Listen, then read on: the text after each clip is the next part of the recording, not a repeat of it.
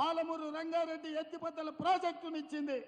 వీటన్నిటిని కూడా పడావు పెట్టి పండబెట్టి తెలంగాణకు అన్యాయం చేసింది, తెలంగాణకు ద్రోహం చేసింది భారతీయ జనతా పార్టీ. మరి అట్లాంటి భారతీయ జనతా పార్టీ ఇవాళ ఎన్నికల్లో ఓట్లు అడుగుతున్నది. ఇదే కాదు, మన పార్లమెంటు బడ్జెట్ సమావేశాల సందర్భంగా నరేంద్ర మోడీ గారు తెలంగాణను అవమానించిండ్రు. తెలంగాణ రాష్ట్ర ఏర్పాటు ప్రక్రియ తలుపులు మూసి కాంగ్రెస్ చేసింది. సోనియమ్మ తల్లిని చంపి బిడ్డను బతికించింది, తెలంగాణ రాష్ట్రం ఇచ్చిందని. నేను బీజేపీ నాయకులను అడుగుతున్నా, మీకేమైనా సిగ్గుందా మళ్ళీ మా తెలంగాణకు వచ్చి సీట్లు అడగడానికి, ఓట్లు అడగడానికి? తెలంగాణ ఏమి ఇవ్వకపోను ఇవాళ తెలంగాణను అవమానించుకుంటూ మాట్లాడింది. అందుకే మిత్రులారా, ఇవాళ ఈడొకటి ఉన్నది, జగన్నాథ్ తీసుకో, అదే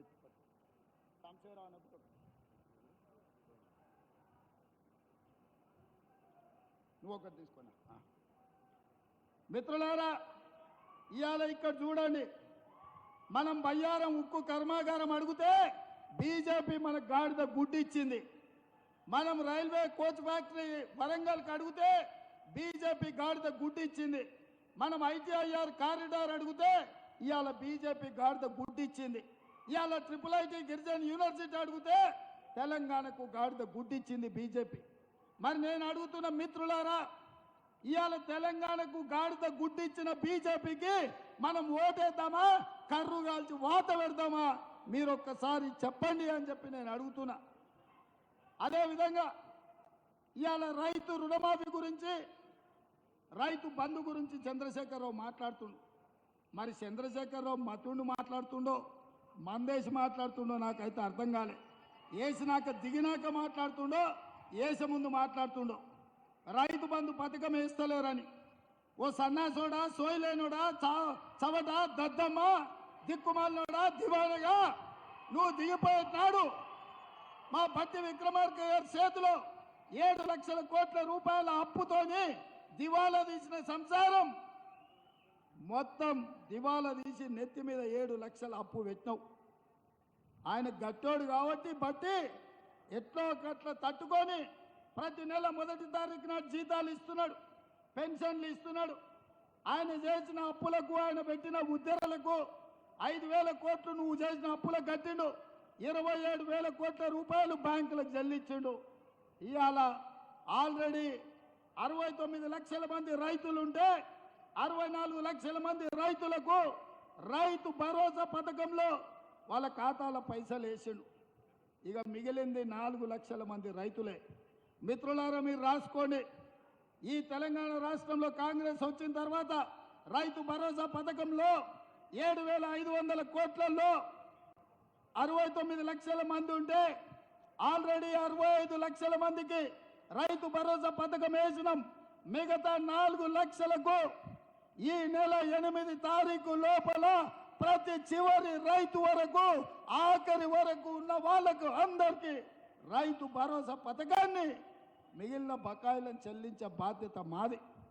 ఒక పక్కన జీతాలు ఇచ్చుకుంటూ అంగన్వాడీ వర్కర్లు, ఆశా వర్కర్లు, బడులలో మధ్యాహ్నం భోజనం వండే వర్కర్స్ నుంచి ప్రతి వాళ్లకు ప్రతి నెల 1వ తారీఖు నాడు జీతాలు ఇస్తూ నువ్వు నెత్తి మీద పెట్టిన కుంపటి 7 లక్షల కోట్ల అప్పుకు 27,000 కోట్ల రూపాయలు మెత్తి కట్టుకుంటూనే మా రైతుల పట్ల ప్రేమ ఉన్న మేము 150 రోజులు తిరిగే లోపలనే 7,500 కోట్ల రూపాయలు ప్రతి చివరి రైతు వరకు రైతు భరోసా పథకాన్ని అమలు చేస్తున్నాం.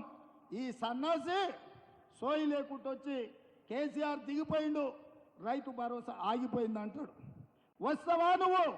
మే 9 తారీఖు నాడు అమరవీరుల స్తూపం ముందు చర్చ పెడతాం.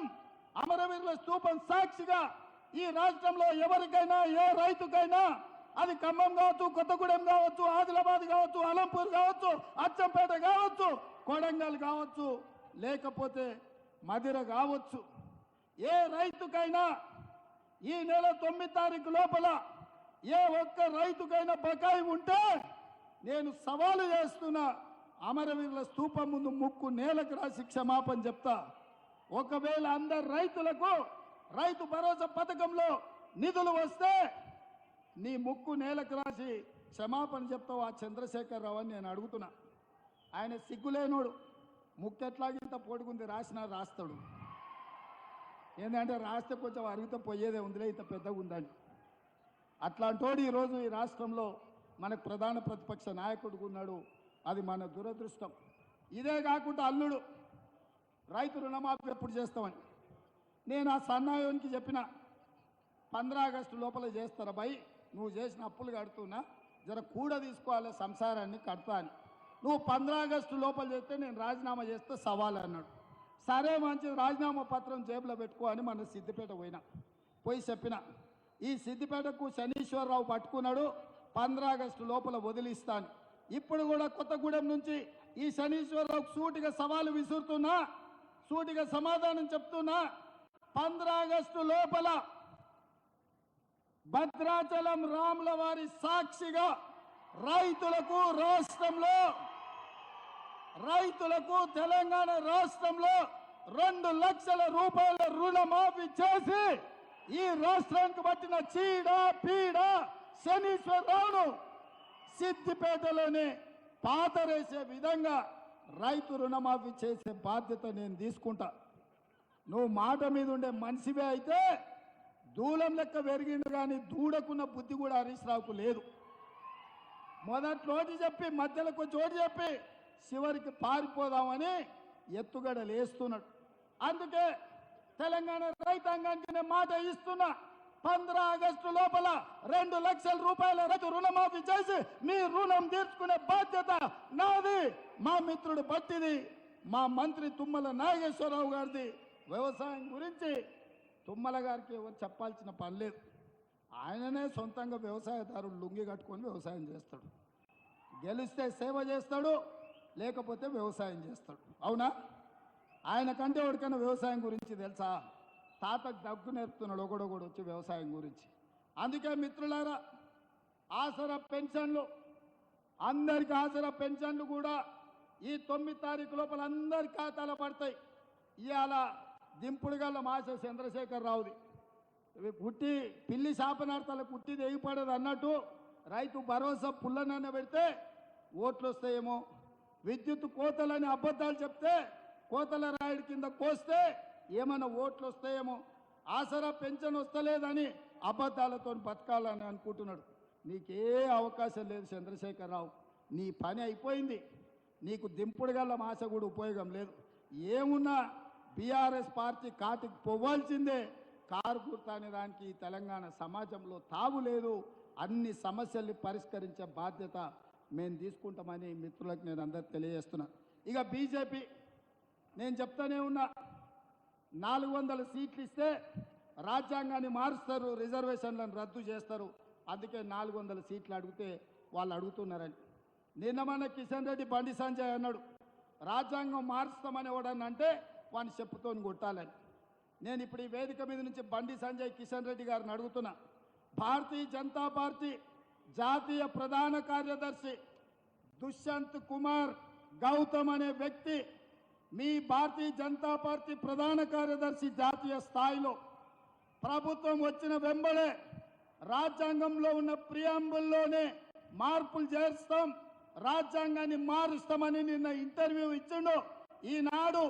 ఈనాడు పేపర్లో ప్రముఖంగా తాటికాయంత అక్షరాలతో వచ్చింది. ఇన్నాళ్ళు నేను చెప్పింది, నేను చేసిన ఆరోపణను మీ బీజేపీ జాతీయ ప్రధాన కార్యదర్శి దుష్యంత్ కుమార్ గౌతమ్ స్పష్టంగా అధికారికంగా బీజేపీ అధికారంలోకి వచ్చిన వెంబడే రాజ్యాంగాన్ని మారుస్తామన్నాడు. ఇప్పుడు ఎవరిని చెప్పు తీసుకొని కొట్టాలని గుండు నేను అడుగుతున్నా. ఇవాళ నిజామాబాద్లో గుండు ఉన్నాడు, కరీంనగర్లో అరగుండు ఉన్నాడు. ఇక అపర మేధావి కిషన్ రెడ్డి నేను అడుగుతున్నా, మీ ప్రధాన కార్యదర్శి రాజ్యాంగాన్ని మారుస్తామన్నాడు కదా, అబద్ధాలు చెప్పినందుకు మిమ్మల్ని కొట్టాలన్నా, రాజ్యాంగం మారుస్తా అన్నందుకు మీ ప్రధాన కార్యదర్శిని కొట్టాలన్నా మీరే నిర్ణయించండి. అందుకే మిత్రులారా, ముఖ్యంగా దళితులకు, గిరిజనులకు, బలహీన వర్గాలకు ఎస్సీ ఎస్టీ బీసీ రిజర్వేషన్లు రద్దు చేయడానికి కుట్ర జరుగుతుంది. రాజ్యాంగాన్ని మారవాలని బీజేపీ ప్రణాళికలేస్తుంది. మీ రాజ్యాంగం రద్దు కాబోతుంది, మీకు ఇచ్చే రిజర్వేషన్లను తొలగించబోతున్నారు. ఇవాళ మనం బీజేపీకి ఓటేస్తే మన రిజర్వేషన్లు రద్దు అవుతాయి. ఇవాళ కాంగ్రెస్ను గెలిపిస్తే మన రిజర్వేషన్లు ఇంకా పెరుగుతాయి. అందుకే ఇవాళ ఆలోచన చేయండి. మీరు బీజేపీకి వేసే ప్రతి ఓటు మన రిజర్వేషన్ల మీద పోటుగా మారుతుంది. బీజేపీ మన మెడ మీద ఏలాడుతున్న కత్తి, ఆ కత్తిని తుదబుచ్చించాలి అని అంటే కాంగ్రెస్ పార్టీ గెలవాలి. మీరందరూ రాజ్యాంగాన్ని రక్షించుకోవడానికి, రిజర్వేషన్లను కాపాడుకోవడానికి కాంగ్రెస్ పార్టీని గెలిపించడానికి సిద్ధంగా ఉన్నారు కదా, ఉన్నారు కదా, ఉన్నారు కదా, ఉన్నారు కదా, ఉన్నారు కదా. ఇవాళ నేను 2 ప్రశ్నలు అడుగుతా, తీసుకో. బీజేపీ ఏమిచ్చిందంటే గాడిద గుడ్డ అని చెప్పాలి, అది తీసుకో. మోడీ ఏమిచ్చిండు అంటే గాడిద గుడ్డ అని మీరు అనాలి. రెడీనా? రెడీనా? రెడీనా? రెడీనా? రెడీనా? బీజేపీ ఏమిచ్చింది? గట్టిగా అనాలరా నాయన, మీరు ఖమ్మమోళ్ళు, పెద్ద గొంతున్నోళ్ళు మీరు. మోడీ ఏం తెచ్చిండు? బీజేపీ ఏమిచ్చింది? మోడీ ఏం తెచ్చిండు? బీజేపీ ఏమిచ్చింది? మోడీ ఏం తెచ్చిండు? బీజేపీ ఏమిచ్చింది? మోడీ ఏం తెచ్చిండు? బీజేపీ ఏమిచ్చింది? మోడీ ఏం తెచ్చిండు? మరి నేను అడుగుతున్న మిత్రులారా, తెలంగాణ గాడిద గుడ్డించడానికి కర్రు కాల్చి వాత పెడతారా, ఓటేస్తారా? కర్రు కాల్చి వాత పెడతారు కదా. మరి కాంగ్రెస్ పార్టీని బలరాం నాయక్ను, రఘురాం రెడ్డిని 3 లక్షల పైన మెజార్టీతో గెలిపిస్తారా? పక్కానా? నేను 3 లక్షలు అంటే మీరు పక్కా అనాలి. మరి 3 లక్షలు, 3 లక్షలు, 3 లక్షలు, 3 లక్షలు, 3 లక్షలు, 3 లక్షలు, 3 లక్షలు, 3 లక్షలు. గట్టిగా అను నాన్న, ఇంకా గట్టిగా అనాలి, మోడీకి వినిపించాలి. 3 లక్షలు. జై